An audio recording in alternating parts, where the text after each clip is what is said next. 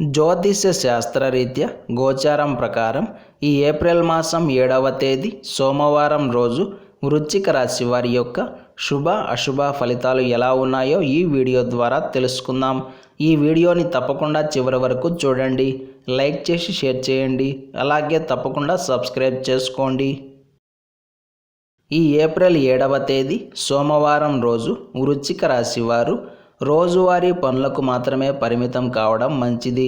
ఈ రోజున ఉన్నటువంటి గ్రహస్థితులు అంత అనుకూలంగా లేవు కాబట్టి కేవలం రోజువారీ సాధారణ పనులను చేసుకుంటే మాత్రమే హాయిగా ప్రశాంతంగా ఉండగలుగుతారు. రిస్క్ పనులు చేయకండి. ముఖ్యంగా ఆర్థికపరమైన వ్యవహారాల్లో జాగ్రత్తగా ఉండాల్సి ఉంటుంది. తాకట్టులు పెట్టడం కానీ, అధిక మొత్తంలో వడ్డీలకు అప్పులు తెచ్చుకోవడం కానీ, క్రెడిట్ కార్డులను ఎక్కువగా వినియోగించడం కానీ చేయకండి. ఈరోజు మీరు ఖర్చులకు ఎంత దూరంగా ఉంటే అంత లాభపడతారు. ఆదాయం రూపంలో వచ్చిన ప్రతి రూపాయిని పొదుపు చేసే ప్రయత్నం చేయాలే తప్ప అనవసరంగా ఖర్చులు పెట్టడం అస్సలు మంచిది కాదు. కాబట్టి ఈ అంశాలను దృష్టిలో పెట్టుకొని ముందుకు వెళ్ళే ప్రయత్నం చేయండి. ఈరోజు వృశ్చిక రాశి వారికి కెరియర్ పరంగా కూడా దోషాలే ఎక్కువగా ఉన్నాయి.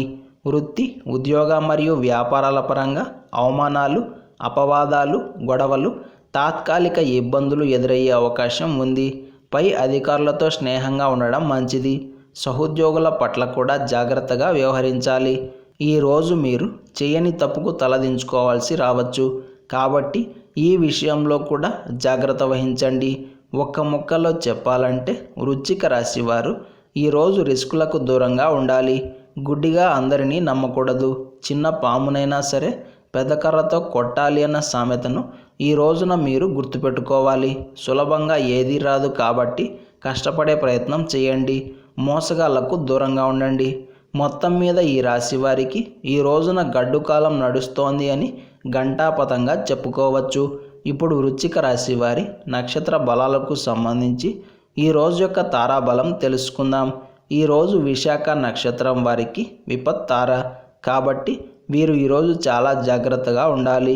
ఇక అనురాధ నక్షత్రం వారికి సంపత్తార కాబట్టి చెడు ఫలితాల ప్రభావం వీరిపై కాస్త తక్కువగా ఉంటుంది. అలాగే జ్యేష్ఠ నక్షత్రం వారికి జన్మతార కాబట్టి ఇది కూడా అంత అనుకూలం కాదు. ఈరోజు వృశ్చిక రాశి వారు నలుపు రంగు దుస్తులను ధరించకండి. మీ ఇష్ట దైవాన్ని తెల్లటి పూలతోటి పూజించండి. ఏ కారణం చేతనైనా సరే శ్రీరామనవమి పండుగను తృప్తిగా చేసుకొని వారు ఎవరైనా ఉంటే అలాంటి వారు ఈ రోజున ఉదయాన్నే ఈ విధమైన దివ్య పూజను ఆచరించండి. శ్రీ సీతారాముల వారి దివ్యమైన కటాక్షాన్ని పొందండి. మీరు చేయాల్సిందల్లా సీతారాముల వారి పట్టాభిషేక పటం ఒకటి పూజ గదిలో పెట్టుకొని చక్కగా పసుపు, కుంకుమ, గంధంతో అలంకరించి వివిధ రకాల పుష్పాలను స్వామివారికి సమర్పణ చేసి నెయ్యి దీపం వెలిగించి తులసి అర్చన చేయండి. ఇలా చేస్తే సీతారాముల వారి అనుగ్రహంతో మీ ధర్మబద్ధమైన కోరిక ఏదైనా సరే తప్పకుండా నెరవేరుతుంది. ఈరోజు మీరు మర్చిపోకుండా బెల్లంతో చేసిన పదార్థాలను స్వామివారికి నైవేద్యంగా సమర్పించండి. ఇలా చేయడం వలన సీతారాముల వారి అనుగ్రహంతో బంధువుల మధ్య సఖ్యత పెరుగుతుంది. చాలా కాలంగా ఉన్న వివాదాలు కూడా తగ్గుముఖం పడతాయి. శత్రుజయం కలగాలి అన్న, దుర్గతి తొలగిపోయి సద్గతి ప్రాప్తించాలి అన్న దుర్గాదేవి అనుగ్రహంతో కోర్టు కేసుల్లో అలాగే వివాదాస్పదమైన అంశాల్లో విజయం సాధించాలి అన్న తప్పకుండా ఈ పరిహారం పాటించండి. అంతా శుభమే కలుగుతుంది.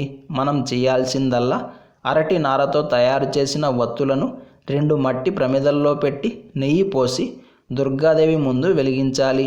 అలాగే ఎర్రటి పుష్పాలను అమ్మవారికి సమర్పించాలి. ఇలా చేస్తే దుర్గాదేవి అనుగ్రహం మెండుగా కలుగుతుంది.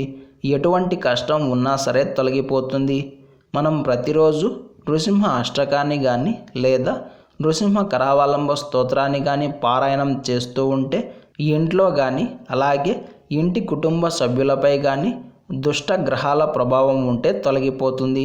ఇలాంటి సమాచారం ప్రతిరోజు మీకు వీడియో రూపంలో అందాలంటే వెంటనే మా ఛానల్ని సబ్స్క్రైబ్ చేసుకోండి.